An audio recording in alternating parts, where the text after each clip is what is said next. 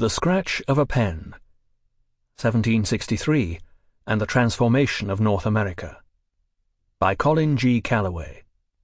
Narrated by Simon Vance. Copyright 2006 by Colin Calloway. This unabridged audiobook is published by arrangement with Colin Calloway and Oxford University Press, and was produced in the year 2006 by Tantor Media Incorporated, which holds the copyright thereto. Editor's Note: we still call it the French and Indian War, but it was much more than that. This half-remembered event was a great world war, fought on 4 continents and 3 oceans around the globe. For millions of people it was an agony of suffering and loss. The savage forest fighting in North America allowed no safety for non-combatants, no pity for the wounded, and no mercy for prisoners. Even more cruel was the war in Central Europe, where absolute monarchs hurled large armies at one another, heedless of the human cost. The World War ended with the Treaty of Paris in 1763, and we are still living with the consequences. 6 men made the critical decisions: young King George III of Britain and old King Louis XV of France. Their chief ministers, the Earl of Bute and Duke de Choiseul, and their negotiators, the Duke of Bedford and Duke de Nivenois. They argued for months over the fate of a few small islands. Then, with what Francis Parkman called a scratch of a pen, they casually disposed of continents that they had never seen and could scarcely imagine. It was one of the great moments of contingency in modern history, and the starting point for this remarkably fresh and original book. The author, Colin Calloway, tells us that this is not a book of diplomatic history. Rather, it surveys the enormous changes generated by the Peace of Paris and assesses their impact on many societies and countless lives. In that purpose, it represents a new trend in historical scholarship. It links the events and contingencies of political and diplomatic history to the processes and structures of social and cultural history. This book reads so fluently that readers may miss the many years of research and reflection on which it rests. Every chapter makes a contribution. The book begins by surveying the conditions of America in 1763, and it does so in a new way. In the 19th and early 20th centuries, Whig historians centered that subject on British Americans and celebrated them as a people instinct with the energies of ordered freedom, in the words of Francis Parkman. Indians, Africans, French, and Spanish were banished to the margins of history. In the late 20th century, another generation of historians took a broader view of the many populations of North America, but they combined that broad approach with a deep hostility to Anglo-American culture. Colin Calloway's understanding of America in 1763 combines the strengths of these 2 approaches and corrects their weaknesses. It gives much attention to the Indians. The author writes that it spends more time in Indian country than in colonial capitals, more time in Indian councils than colonial assemblies. But he also writes of European settlers with sympathy, understanding, and respect. The book is remarkable for its balance, depth, and maturity of judgment. After that beginning, the author sets his many populations in motion. The 2nd chapter is about hunger for land and a torrent of migration that followed the Treaty of 1763. He follows the movements of many Indian nations and the migration of the Spanish and French. In that context, the more familiar stories of English, Scottish, German, and Dutch pioneers take on new meaning. The 3rd chapter is about the collision of these many ethnic movements in an explosion of violence with great kinetic force. Many historians have written about Pontiac's rebellion, but Calloway's account gives us a larger story of what he calls the First American War of Independence. He also gives us a stronger sense of individual agency in these events. We meet actors who are unfamiliar even to experts on the subject: Tidiascung, chief of the Eastern Delaware, and Reuben Conuhue, the Wampanoag teacher who, after unimaginable adventures, won rights of self-rule for the Mashpee Indians of Massachusetts. We get a new understanding of Pontiac, the great Ottawa war chief, and one of the most able leaders of his age. and at the same time we are invited to empathize with colonial leaders and British soldiers. The moving account of Captain Donald Campbell is a case in point.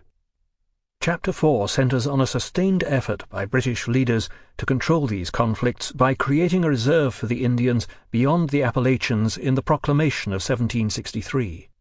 Frederick Jackson Turner believed that this was a major event in American history and a leading cause of the American Revolution. Other scholars have disagreed. Here again Colin Calloway takes a new approach by enlarging the subject across national boundaries. A surprise to serious readers is his account of the great gathering at Niagara in 1764, where 2,000 Indians from 24 nations assembled to discuss the proclamation of 1763. Historians of the United States will be startled by the Canadian history of the proclamation of 1763 and by instructive parallels to the Maori gathering at Waitangi in New Zealand.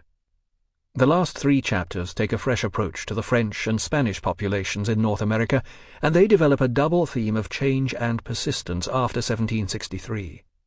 The history of the Acadians is handled brilliantly and in a very original way. So also is the history of the French and Spanish in Louisiana, Florida, and the lower Mississippi.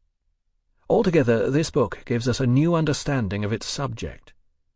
Many historians have found large meanings in these dramatic events. In the 19th century, Whig historians such as Francis Parkman interpreted them as the grand design of Providence for a new world founded on ideals of liberty, freedom, and self-government.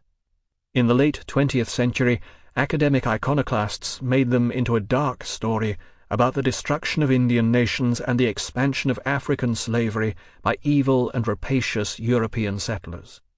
In the 21st century, Colin Calloway leads us to a deeper understanding of a pivotal moment, from which we all have much to learn. David Hackett Fisher. Introduction. War, Peace, and Revolution. Remember the year 1763? The celebrated stage actor David Garrick told James Boswell. He predicted great things for the 22-year-old Scot. Boswell, however, seemed more interested in picking up prostitutes from the night streets of London than in striving for great things. The first 4 months of his year would be memorable mainly for the disease he caught from the fair Louisa, an actress whom he had courted for several weeks, and then quickly tired of once his amorous conquest was complete. He had expected at least a winter's safe copulation with Louisa, and thought himself the injured party. But in May Boswell met Dr. Samuel Johnson, and a relationship began that was to secure him lasting literary fame. Johnson encouraged Boswell to keep a journal of his life. Boswell was already doing so, recording all sorts of little incidents in it. "Sir," said Dr. Johnson, "there is nothing too little for so little a creature as man." Johnson doubtless meant his comment to apply to the issues of empire with which kings and ministers were busying themselves that year, as well as to Boswell's petty doings. While Boswell confided his conquests and affairs of the heart to his journal, the nation's conquests and affairs of state were debated publicly in Parliament and pamphlets, in newspapers and coffee-houses. London in 1763 was abuzz. On February the 10th, 1763, Britain, France, and Spain, the superpowers of the time, signed the Peace of Paris. The 7 Years' War was over, and the world breathed a sigh of peace. Nowhere was peace welcome more than in North America, where the conflict, usually known as the French and Indian War, had lasted 9 years. So long as the world has stood, there has not been such a war. Moravian missionary Christian Frederick Post had told Delaware Indians while serving as an ambassador from Pennsylvania to the tribes in the Ohio Valley. British and French, Americans and Canadians, American Indians, Prussians, Austrians, Russians, Spaniards, and East Indian Moguls fought the war, and conflicts had been waged on land and sea in North America, the Caribbean islands, West Africa, India, and continental Europe. Britain executed global strategies at enormous costs, financed by unprecedented levels of taxing and borrowing. In 1763, Britain won an empire greater than that of Imperial Rome, but the nation was on the verge of bankruptcy.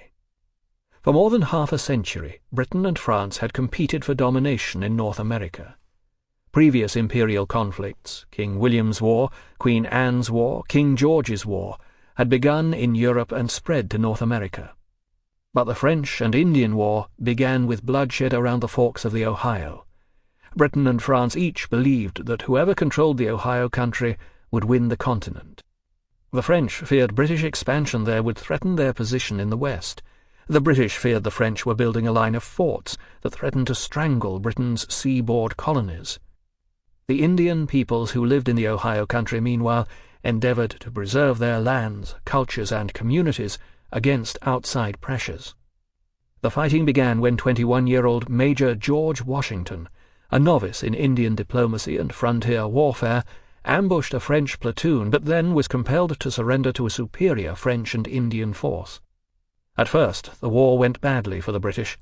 In 1755, General Edward Braddock marched against Fort Duquesne at the forks of the Ohio with more than 2,000 troops. He hacked a road through the mountains and forests of western Pennsylvania, crossed the Monongahela River, and had the fort almost within his grasp, when a sortie of Indians and French attacked his columns and routed the army, inflicting almost 1,000 casualties. News of Braddock's defeat and escalating Indian attacks sent back-country settlers scurrying east for safety.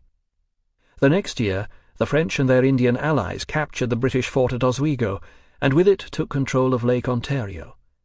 In 1757, the Marquis de Montcalm took Fort William Henry on Lake George.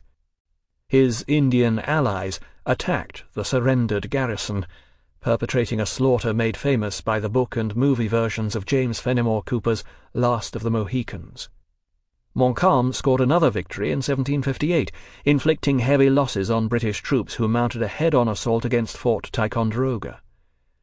The war went equally badly in Europe, where Britain's allies suffered defeats in battle, and the island of Minorca in the Mediterranean was lost. William Pitt turned the tide. Taking office as Secretary of State for the Southern Department after a period of ministerial instability, Pitt effectively functioned as Britain's Prime Minister for the next 4 years. He pursued the war with new vigour and a simple strategy: reduce France from an imperial power to a continental power by stripping away its colonies, especially in North America. In Europe, Britain increased its subsidies to German allies, and Frederick II of Prussia embroiled French, Austrian, and Russian armies in recurrent bloodbaths. The British Navy won command of the seas.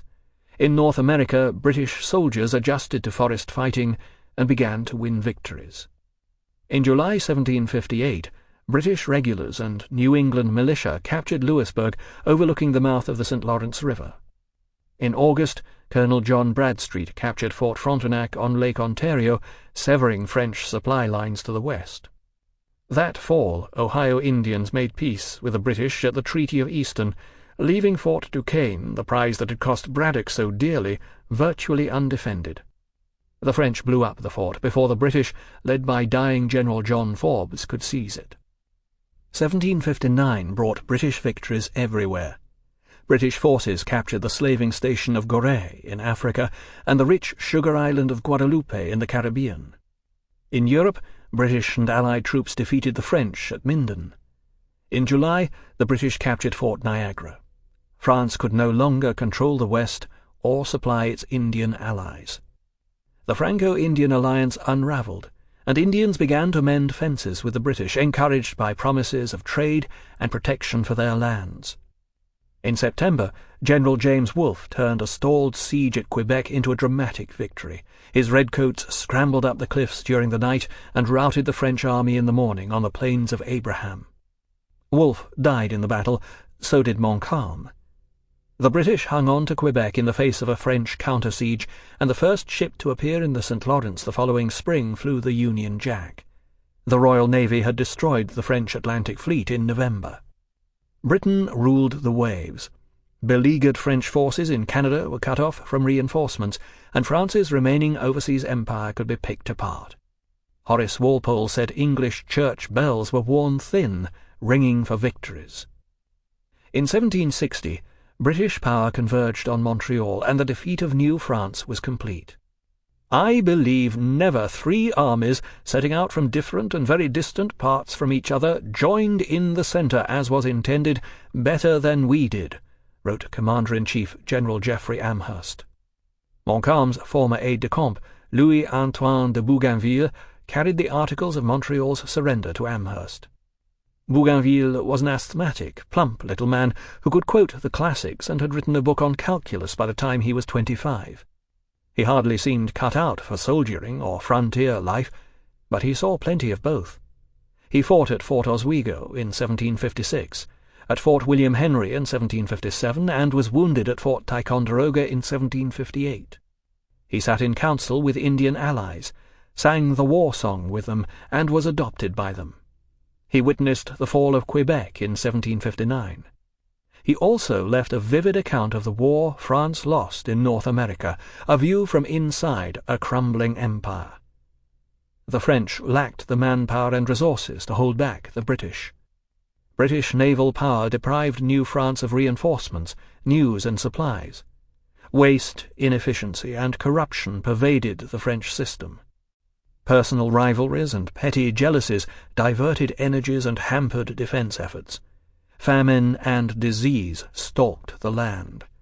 French officers held endless councils with their Indian allies, but felt less and less sure of their allegiance. The tribes of the St. Lawrence, formerly France's most steadfast Indian allies, switched their allegiance in 1760. "What a country! What a war!" Bougainville exclaimed in frustration as the war slipped away from the French. Taken prisoner with the rest of the army, he was shipped back to France. He later led a scientific expedition around the world and explored the South Pacific, introduced the bougainvillea flower to Europe, was imprisoned for a time during the French Revolution, and became a count during the Napoleon regime. Carlos III became King of Spain after his half-brother Fernando VI died in August 1759. He was on his way to Madrid to assume the throne when he heard about Britain's capture of Quebec. The news is said to have caused his blood to run cold. With French power removed, what was to stop British imperial ambitions reaching to Florida, Mexico, and even into parts of South America? Spain had stayed out of the war. For a time, William Pitt even had courted Spain in the hope that, if it did fight, it would do so on the side of Britain, not of France. But the string of British victories removed Britain's need for Spanish allies, and at the same time pushed Spain to abandon its policy of neutrality. Carlos renewed the Family Compact, the old alliance between the Bourbon monarchies of Spain and France, and in January 1762 joined France in a futile effort to avert total British victory in North America. It was a disastrous decision. Spanish privateers preyed on British shipping, but Creek and Yuchi Indians harried the Spanish frontier in Florida. The British had been waiting for an opportunity to pounce on Havana, the hub of Spain's Caribbean empire and Western Atlantic trade system. Admiral George Anson had drafted plans the year before for an amphibious attack. In June 1762, a British force comprising 40 warships, 135 transports, and 15,000 troops landed in Cuba and laid siege to Havana. Havana's fort was supposed to be impregnable, but the arrival of the British fleet caught the garrison off guard. The British had captured their mail ship, and the Spaniards were unaware that a state of war existed. Despite appalling casualties to gastric disorder and yellow fever, the British captured Havana after a 2-month siege. Britain had penetrated the outer defences of Spain's American empire, and merchant ships from England and the American mainland colonies hurried to Havana to expand their commercial activities. One Englishman called it the most momentous acquisition we had till then ever made in America. Benjamin Franklin called it a conquest of the greatest importance. Havana's loss sent shock waves to Madrid. 2 months later, in October, British regulars and sepoys from India captured Manila in the Philippines. Spain's brief involvement in the war cost it heavily, and caused massive adjustments in North America in the peace that followed. Even as Britain was winning victories everywhere, William Pitt predicted, "Peace will be as hard to make as war," The French Foreign Minister, the Duc de Choiseul, agreed. Indeed, he began the process almost as soon as he took office. "Since we do not know how to make war," he said, "we must make peace." He dedicated himself to getting France out of the war on the best terms he could get. Pitt wanted to continue the war to inflict maximum damage on the French, whom he regarded as Britain's natural and permanent enemy. Others feared that Pitt's strategy would guarantee future war by alienating all of Europe. Pitt had won the war, but now he had to leave office to make way for peace. Despite Pitt's huge popularity with the people, the king forced him to resign. In May 1762, the king appointed John Stuart, the Earl of Bute, a leading proponent of peace and a royal favourite, to serve as Prime Minister. In September, the Duke of Bedford crossed the Channel to restart peace negotiations in Paris. The Duc de Nivernois headed for London for the same purpose. Preliminary peace terms were agreed upon on November the 3rd. The next day, Louis XV secretly ceded Louisiana west of the Mississippi, together with New Orleans, to Spain. Britain, France, and Spain signed the definitive Treaty of Paris on February the 10th, 1763.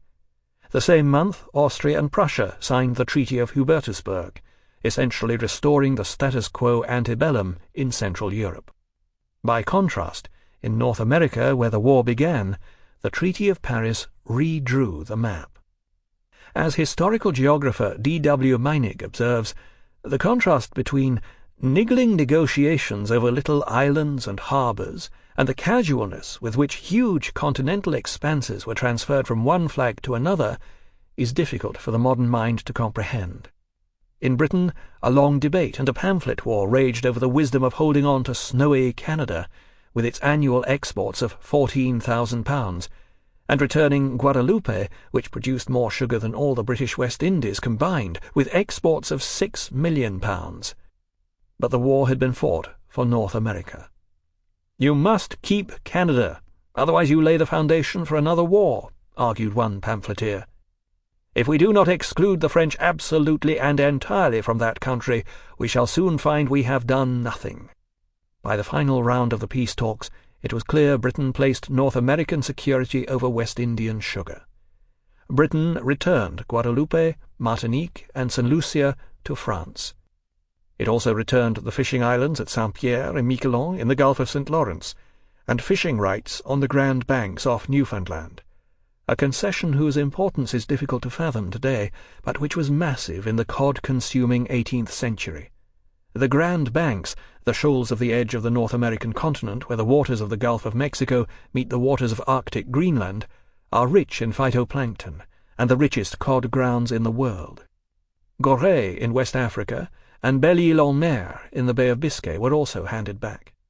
Britain returned Havana, captured with massive loss of life, to Spain, along with the Philippines, news of whose capture arrived too late for them to be included in the peace negotiations.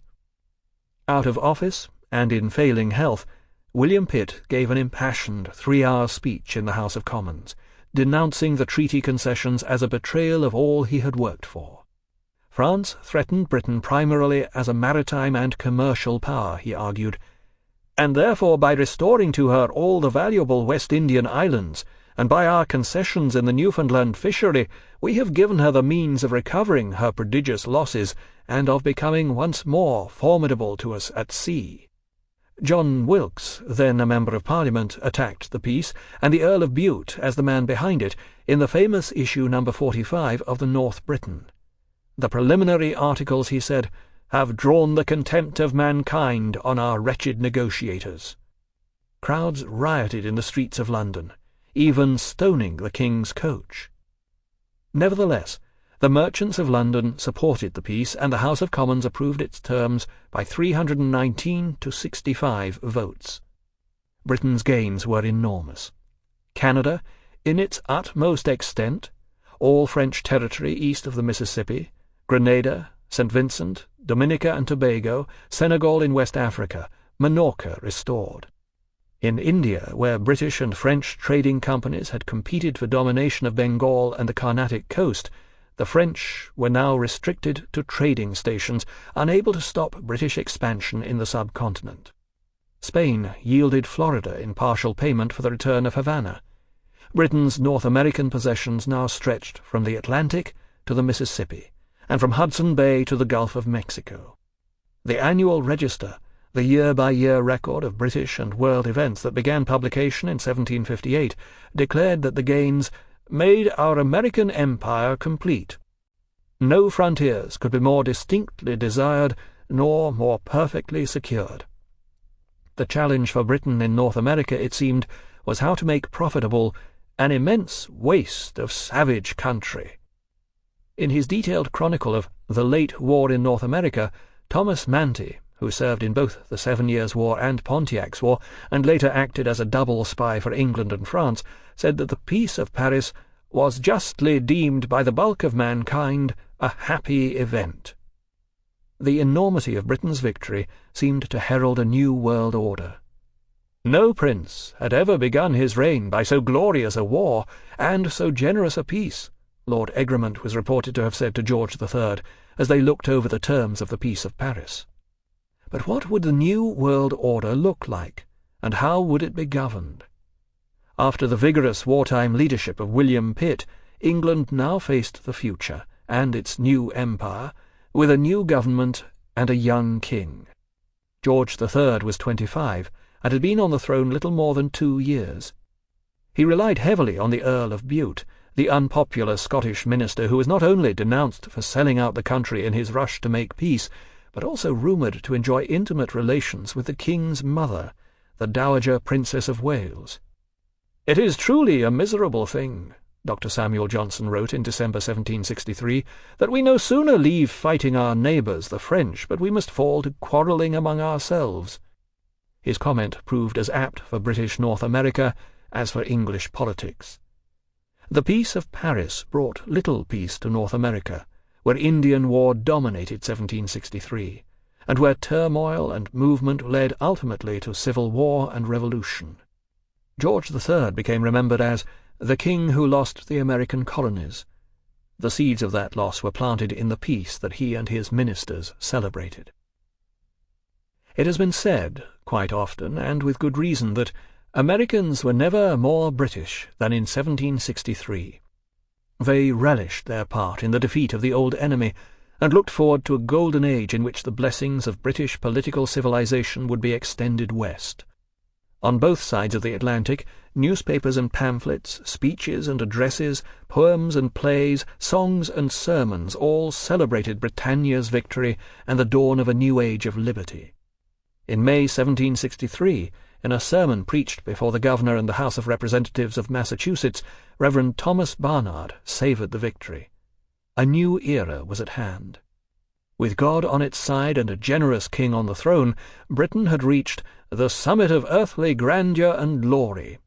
After long years of suffering, New Englanders could expect a bright future. Their Indian and French enemies were vanquished. Their liberties were unequalled and intact. Now commences the era of our quiet enjoyment of those liberties, which our fathers purchased with the toil of their whole lives, their treasure, their blood. Safe from the enemy of the wilderness, safe from the griping hand of arbitrary sway and cruel superstition, here shall be the late-founded seat of peace and freedom. Here shall our indulgent mother, who has most generously rescued and protected us, be served and honoured by growing numbers with all duty, love, and gratitude, till time shall be no more. The freest people in the world, their rights secure under a constitutional monarchy, had defeated the forces of absolute monarchy and the controlling hand of Roman Catholicism. As Linda Colley has shown, wars, and especially victories against France, played an important role in forging a national British identity. The 7 Years' War, and the empire it brought, helped bind English and Scots in a common imperial venture. But in America, it helped drive Britons apart. It was not the victory itself, but the scale of the victory that subsequently inflamed the peace. In 1763, Britain's North American empire was huge. More than 30 colonies on the mainland and in the Caribbean, as well as vast territories in the interior of the continent. It required money and military force to sustain it. Britons, writes Colley, were perplexed by the problem of having acquired too much power too quickly over too many people.